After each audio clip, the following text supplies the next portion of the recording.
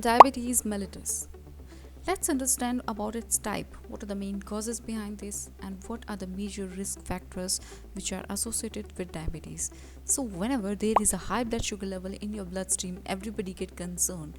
If we say why, then everybody is aware of a term that is diabetes.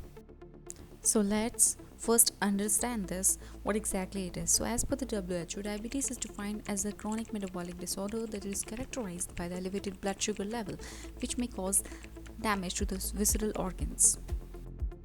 The term diabetes is further classified into subcategories like type 1 diabetes, type 2 diabetes, gestational, and the drug-induced diabetes. But on the major subtypes are the type 1 and the type 2 diabetes.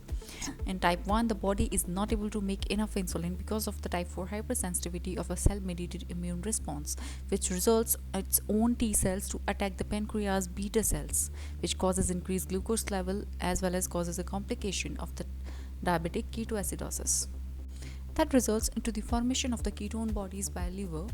Majorly, there are acetoacetic acid and beta hydroxybutyric acid. These are the two main ketone bodies in body that causes the osmolar respiration, which is referred to as a labored breathing. Also, there is a human leukocyte antigen system that is very important to recognize the foreign molecules in the body and to maintain the self-tolerance. So, in the people with diagnosed as a type 1 diabetes, they are having the chromosomal abnormality. Because of that, the body is not able to recognize their own body cells. As a result, they have a specific gene HLA-DR3 and HLA-DR4 that causes the T cells to attack its own pancreatic beta cells, which causes the decrease in the insulin level. Now, because of the decreased insulin level in the bloodstream, the potassium is not able to enter into the cell. So this is why it results into developing the hyperkalemia. So as of now, when the potassium is not able to enter into the cells, it stays outside the cell, which causes the increased level of the potassium, which causes the electrolyte imbalance also. So for the treatment purpose for the type 1 diabetes, patient has to maintain the electrolyte as well as to maintain the plenty of fluids. Other than that, as it is an insulin dependent type 1 diabetes, so patient has to take the insulin if as a requirement.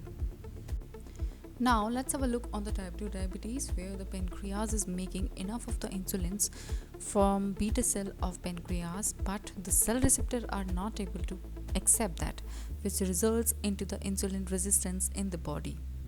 The major symptoms that have been noticed in the diabetes includes polydipsia, that means increased thirst, polyuria, that means increased frequency of urination, polyphagia means increased appetite, and the albuminuria, that means increased level of albumin in urination, which can be detected easily via blood test.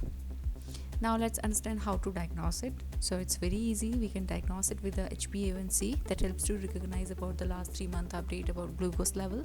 Secondly, there is a osmolar respiration, that is labored breathing, that can be easily noticed on the physical examination. In that, you can also have a fasting glucose level check, and the postprandial, that is done after at least eating something 2 hours ago, and oral glucose tolerance test.